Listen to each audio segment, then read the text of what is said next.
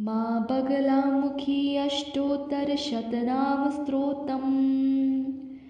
ॐ ब्रह्मास्त्ररूपिणी देवी माता श्री बगलामुखी। चिच्छित्तिर्ज्ञानरूपा च ब्रह्मानन्दप्रदायिनी। महाविद्या महालक्ष्मी श्रीमत्त्रिपुरसुन्दरी। भुवनेशी जगन्माता पार्वती सर्वमङ्गला।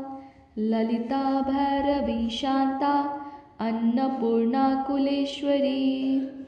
वाराही छिन्नमस्ता च तारा काली सरस्वती।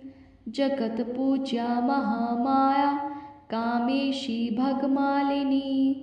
दक्षपुत्री शिवाङ्कस्ता शिवरूपा शिवप्रिया। सर्वसम्पत्करी देवी सर्वलोकवशङ्करी। वेदविद्या महापूज्या भक्ताद्वेषी भयङ्करी।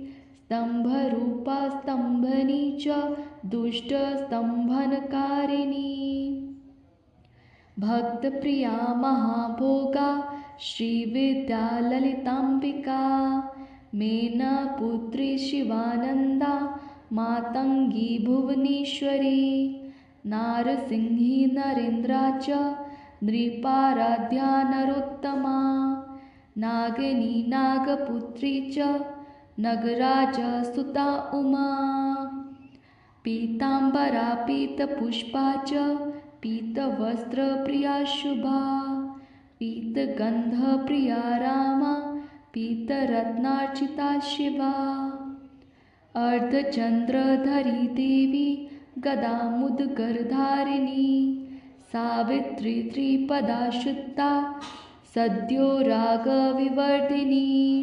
विष्णुरूपा जगन्मोहा ब्रह्मरूपा हरिप्रिया। रुद्ररूपा रुद्रशक्ति दिन्मयी भक्तवत्सला। लोकमाता शिवा सन्ध्या शिवपूजनतत्परा। धनाध्यक्षा धनीशी च धर्मदा धन्दाधना। चण्डदर्पहरी देवी शुम्भासुरनिवारिणी।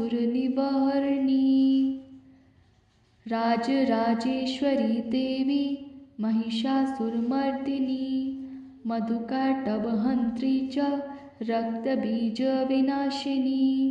धूम्राक्ष दैत्यहन्त्री च भण्डासुरविनाशिनी। रेणुपुत्री महामाया भ्रामरी भ्रमराम्बिका। ज्वालामुखी भद्रकाली बगला शत्रुनाशिनी। इन्द्राणी इन्द्रपूज्या च गुहमाता गुहेश्वरी। वज्रपाशधरा देवी जिह्वा मुद्गरधारिणी। भक्तानन्दकरी देवी बगला परमेश्वरी।